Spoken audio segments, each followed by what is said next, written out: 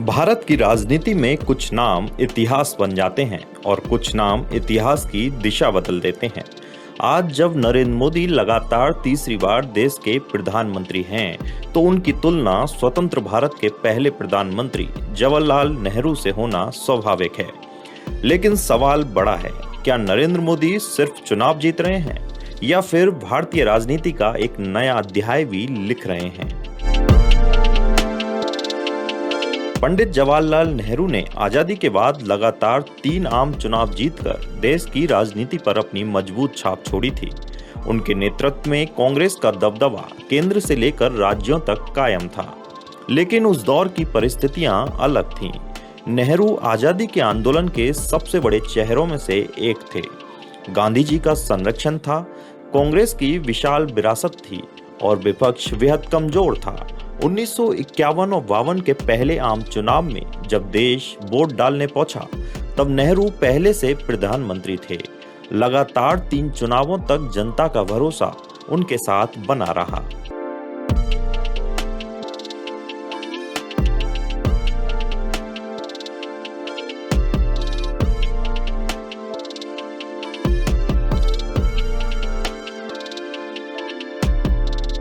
अब आते हैं नरेंद्र मोदी पर। जब 2014 में मोदी राष्ट्रीय राजनीति के केंद्र में पहुंचे, तब हालात बिल्कुल अलग थे। भाजपा लगातार 2 लोकसभा चुनाव हार चुकी थी। 2004 में सत्ता गई, 2009 में सीटें और घट गईं। पार्टी के भीतर निराशा थी और विपक्ष मजबूत दिखाई दे रहा था। इसी दौर में गुजरात के मुख्यमंत्री नरेंद्र मोदी को भाजपा ने प्रधानमंत्री पद का चेहरा बनाया। एक साधारण परिवार से निकलकर राष्ट्रीय राजनीति के शिखर तक पहुंचने की उनकी यात्रा ने करोड़ों लोगों को आकर्षित किया। 2014 का चुनाव भारतीय राजनीति का टर्निंग पॉइंट साबित हुआ। भाजपा ने 282 सीटें जीतकर पहली बार अपने दम पर पूर्ण बहुमत हासिल किया। यह सिर्फ सरकार बदलने की कहानी नहीं थी, यह उस राजनीतिक मिथक के टूटने की कहानी थी कि गठबंधन युग कभी खत्म नहीं होगा। मोदी ने वह कर दिखाया जो जनसंघ और भाजपा दशकों तक नहीं कर सके थे।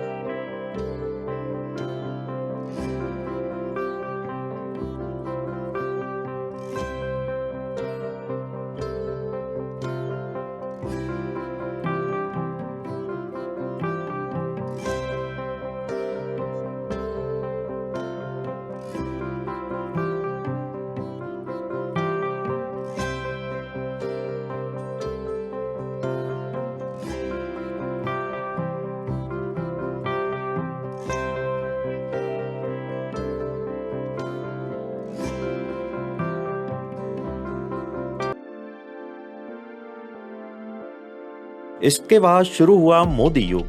2019 में भाजपा और मजबूत होकर 303 सीटों तक पहुंच गई। देश भर में मोदी का नाम चुनावी ब्रांड बन गया। राज्यों के चुनाव हो या लोकसभा या भाजपा का सबसे बड़ा चेहरा नरेंद्र मोदी ही रहे। उत्तर प्रदेश जैसे राज्य में जहां भाजपा लंबे समय तक संघर्ष करती रही, वहां भी मोदी के नेतृत्व में पार्टी ने लगातार जीत हासिल की। हालांकि 2024 का चुनाव भाजपा के लिए एक चेतावनी लेकर आया। पार्टी 303 से घटकर 240 सीटों पर पहुंच गई। विपक्ष ने इसे मोदी की कमजोरी बताने का प्रयास किया, लेकिन इसके बाद महाराष्ट्र, हरियाणा, दिल्ली, बिहार, पश्चिम बंगाल और अन्य राज्यों में भाजपा की सफलताओं ने अलग ही तस्वीर को पेश किया। मोदी ने साफ संदेश दिया कि उनकी राजनीतिक पकड़ अभी भी बरकरार है। मोदी की सबसे बड़ी उपलब्धियों में से एक भाजपा का विस्तार भी माना जाता है। एक समय भाजपा कुछ राज्यों तक सीमित पार्टी मानी जाती थी, लेकिन आज भाजपा और उसके सहयोगी देश के अधिकांश हिस्सों में सत्ता का हिस्सा हैं। पिछड़े वर्ग, दलित, युवा और ग्रामीण क्षेत्रों तक पार्टी का विस्तार हुआ।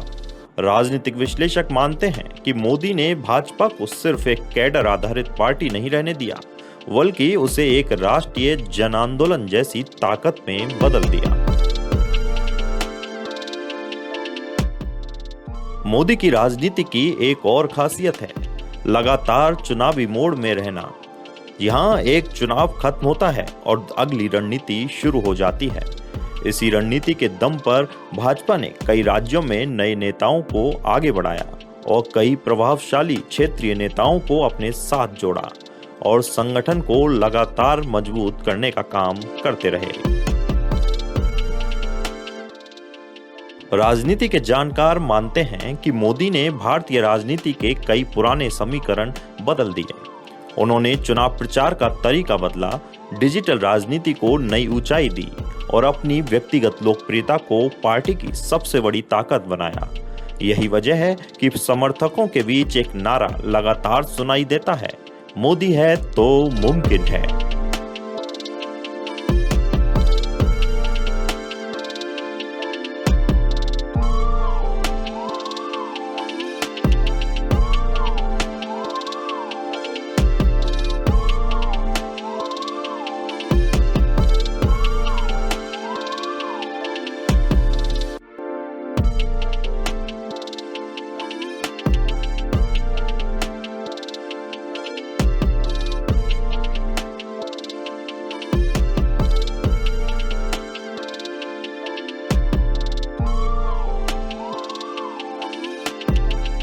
जवाहरलाल नेहरू और नरेंद्र मोदी दो अलग दौर, दो अलग परिस्थितियां, लेकिन दोनों ने भारतीय राजनीति पर गहरी छाप छोड़ी। नेहरू ने स्वतंत्र भारत की राजनीतिक नींव रखी और तो मोदी ने बदलते भारत की राजनीति को नई दिशा देने का दावा पेश किया। अब इतिहास किसे कितना बड़ा स्थान देता है, इसका फैसला आने वाले वर्षों में होगा, लेकिन इतना तय है कि नरेंद्र मोदी भारतीय राजनीति की सबसे प्रभावशाली हस्तियों में अपनी जगह बना चुके हैं।